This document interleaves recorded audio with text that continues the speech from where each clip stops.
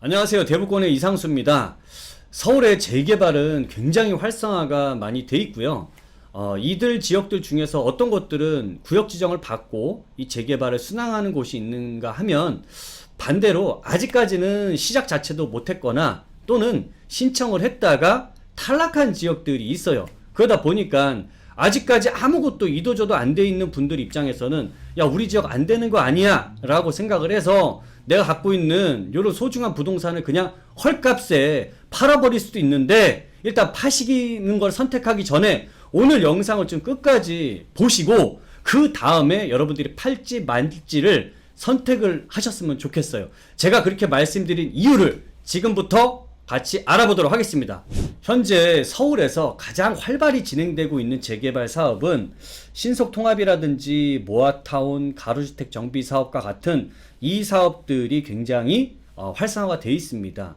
굉장히 불이 붙어 있는 상황이라 지금 웬만큼 물 끼얹어도 꺼질 수 있는 상황이 아니에요. 그러다 보니까 이 후보지 선정 경쟁이 굉장히 치열한 상황이다 보니까 어떤 것들은 굉장히 많이 낙후가 되고, 이 사람들 추진하는 사람들 간에 동의율이 많이 나오면 그 지역들을 우선적으로 선정을 해주겠죠. 한데 그것보다 부족하면 바로 선정이 안 되다 보니까 탈락을 하는 경우도 많이 생겨난단 말이죠. 치열한 곳에 들어가려다 보니까 시험을 한마디로 많이 봐야 된다는 겁니다. 그런데 여기서 중요한 거는 이 용적률 700%짜리 역세권 장기전세 주택은 지금 이런 경쟁이 치열하지 않다 보니까 많은 사업지들이 이 사업으로 들어가려고 지금 준비가 한창이라는 겁니다. 왜 그러냐면 이제 막 시작을 하다 보니까 경쟁이 별로 없는 거죠. 그러니까 한마디로 이 시장은 신속통합이나 모아타운에 비해서 물반 고기반인 상황이 되다 보니까 서울의 용산이라고 하는 곳에서도 원효로 일가가 이 사업으로 전향을 했고,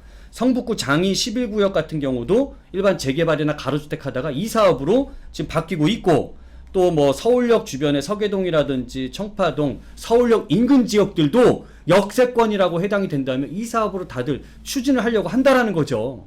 역세권의 입지는 기본적으로 누구나 다 선호하는 입지 아니겠습니까? 다들 좋아하잖아요. 근데 이 역세권을 저희도 강조를 많이 했던 게, 개발을 했을 때 굉장히 높은 사업성이 나올 수 있는 곳들도 역세권에서 나오게 되는 거고, 그 이유가 그만큼 수요가 많이 밀집되는 지역이다 보니까, 많은 사람이 필요로 하는 지역이다 보니까 그런 곳에 이런 높은 용적률을 주는 개발을 할 수밖에 없는 겁니다. 그러다 보니까 여기서도 이제 개발하기 위한 역세권의 범위를 정해놨는데, 자, 개발을 하기 위한 이 역세권은 이 승강장 기준으로 했을 때 250m, 이렇게 파랗게 쳐 있는 여기가 250m 범위 안에 있는 곳은 혜택을 듬뿍 주겠다라는 건데, 올해부터 350m로 늘어났어요. 250m까지는 좁은데 350m로 늘려놓으니까 어때요?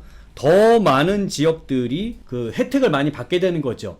이 혜택도 준주거 지역으로 종상향을 시켜주고, 여기에 법정 상한 용적률인 500%까지 개발할 수 있게 하겠다라는 건데, 이것도 대폭적으로 늘려서 700%까지 혜택을 왕창 주겠다라는 겁니다. 그러면 500%도 굉장히 좋은 건데 700%까지 들어간다면 이건 정말 해볼 만한 거 아니겠습니까? 근데 여기에서 이게 계속적으로 주는 건 아니고 2024년까지만 해서, 이때까지 신청한 사업지들 중에서 선정되면은 이 지역은 이만큼을 줄 수 있다라고 하는 겁니다. 근데 이 사업이 이렇게 만약에 500%에서 700%를 받는다라고 하면 이거에 대한 가장 큰 이득은 누가 가져가는 거냐면요, 조합원들이 이 가장 큰 이득을 가져가게 되는 겁니다. 당연하겠죠. 특히나 조합원들 중에서 자금 여력이 부족하신 분들은 이 역세권 개발은 거기에 대한 부담을 상당히 줄여줄 수가 있습니다. 제가 예를 들어서 설명을 한번 해드리면, 한 10억짜리 하는 지역에서 일반 재개발을 했을 때 용적률을 250% 정도로 썼다라고 한다면, 그러니까 추가 분담금이 한 6억 정도대에 나오게 그 조합원 분양 가격이 6억 원대 정도 나올 겁니다. 근데 여기에 있는 사업이 450%에서 500% 정도 용적률을 받는 곳이다라고 한다면, 이런 곳의 조합원 분양 가격은 3억대 한 중반 정도로 받을 수가 있습니다. 그러면 6억대 받고 싶으세요? 3억대 받고 싶으세요? 당연히 이 사업이 그래서 굉장히 큰 이득이 되는 거고, 그만큼이 프리미엄이 될 수 있는 거죠. 그리고 지금같이 부동산 경기가 좀 어려워서 가격이 하락을 한다 하더라도 이 가격까지 밀릴 일이 있겠습니까? 그러다 보니까 굉장히 안전하다라고도 할 수 있는 겁니다. 이 사업이 이렇게 혜택을 많이 주다 보니까 신통이라든지 공공재개발들 진행을 했을 때 탈락하거나 추진이 어려웠던 지역들이 있잖아요. 이런 곳들이 장기전세 주택, 역세권 시프트로 지금 많이 전향을 하고 있답니다. 그리고 이 중에서 장이 11구역 같은 경우가 굉장히 우여곡절이 많은 지역이에요. 여기 장이 11구역은 과거에 장이 뉴타운 사업을 진행하다가 무산됐습니다. 2017년도에 무산되고 나서 신통이 나오니까 근데 신통으로도 들어가고 공공재개발도 나오니까 공공재개발 사업으로 뛰어들었는데 이거 역시 다 제대로 되지 못했어요. 동의율은 나왔습니다만 여러 가지 조건들이 좀 잘 안 맞았는데 그래도 이 지역에 정말 이 어두운 어둠 속에서 한 줄기 진짜 빛처럼 들어온 게 역세권 개발입니다. 이 지역에 입지가 역세권 350m 안에 쏙 들어가 있다 보니까 역세권 시프트에서는 굉장히 최적의 위치가 돼버린 거예요. 그거 한번 보도록 할게요. 돌고지역 역세권에 딱 붙어 있단 말이죠.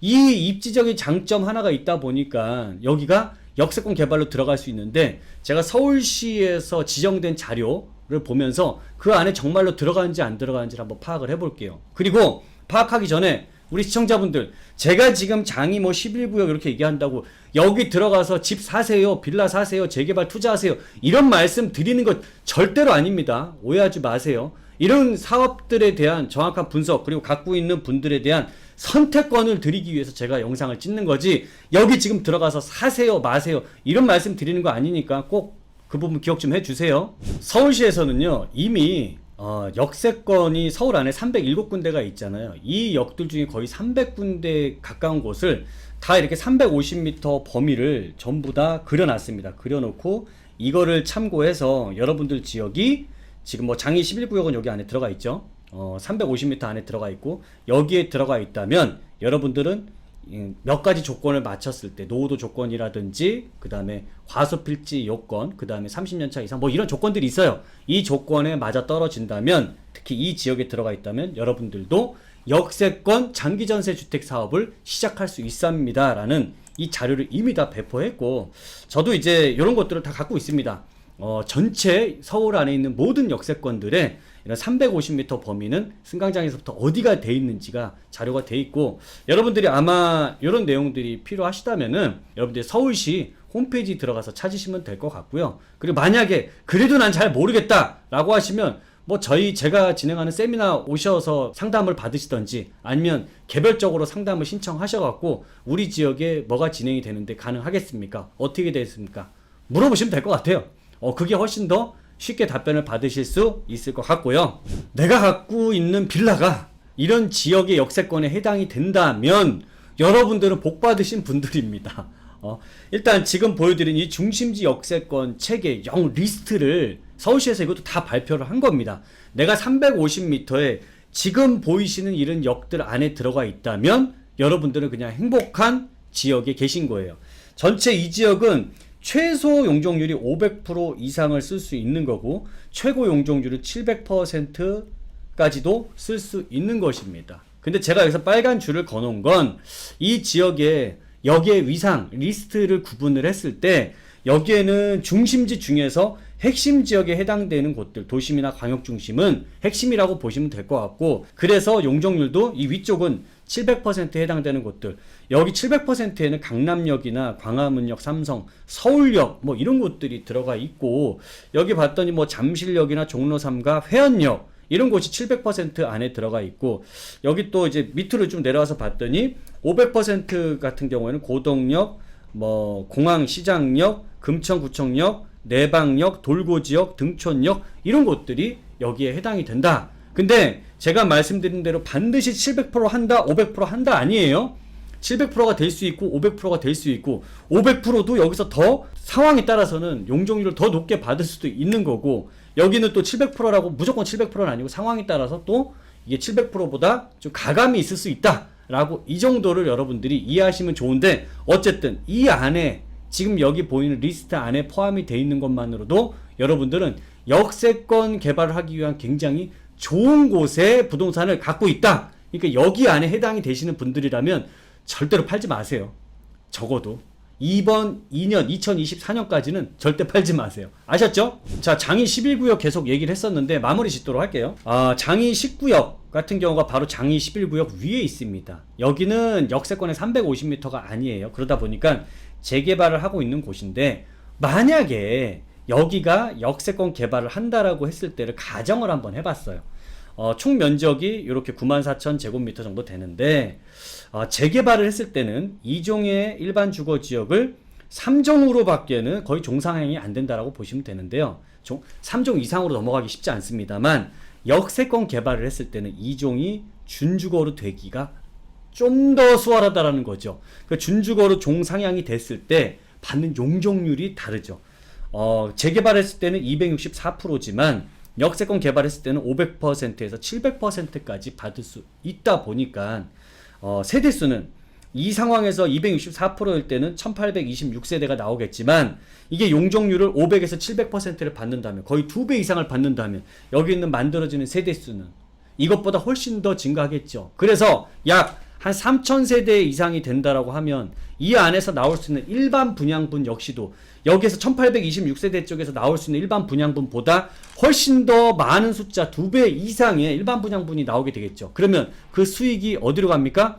조합원들한테 수입으로 돌아가게 되고, 여기에서 이 조합원들은 굉장히 낮은 가격에, 저렴한 가격에 분양가격으로 받을 수밖에 없을 겁니다. 자, 그렇게 본다면 현재 장이 11구역이 이 사업을 추진을 하고 있고, 앞으로 이 사업은 굉장히 내년부터 활성화가 어마어마하게 될 것 같고요.